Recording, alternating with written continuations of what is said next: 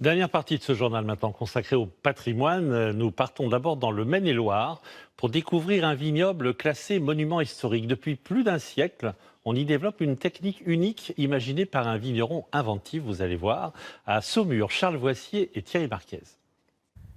Au cœur du vignoble saumurois, il existe une parcelle insolite, le Clos d'entre les murs, un lieu que l'on doit à Antoine Cristal. En 1884, après avoir fait fortune dans le tissu, l'homme se lance dans le vin. Mathias, c'est le gardien de ce trésor. Il prend soin de cet héritage unique en France. Parce qu'ici, Antoine Cristal a construit 11 murs et mis au point une technique de plantation bien particulière. Il plante des jeunes cèpes, qui sont tout petits, sur la face nord du mur. Les jeunes cèpes poussent, ils sont malléables, ils sont souples. Ils traversent le mur dans le trou qui est percé préalablement. Et puis ensuite, la végétation est formée sur la face sud du mur pour bénéficier de l'ensoleillement maximum.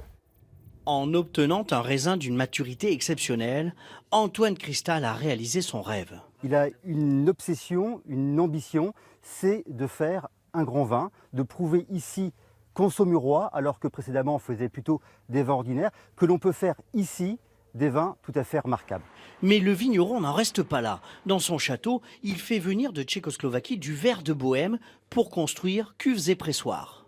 Regarde, avec un petit coup de nettoyage, la beauté de ce travail. Quand il nettoyait à l'eau, avec le verre, tout partait, il n'y avait pas de particules qui pouvaient rester. Quand il passait une deuxième rentrée de raisin, la vinification, il la fera de manière traditionnelle, en fût de chêne. Le procédé d'Antoine Cristal n'est pas rentable, mais en ayant l'ambition de faire un vin d'exception, il a poussé les viticulteurs de la région à produire des vins de qualité.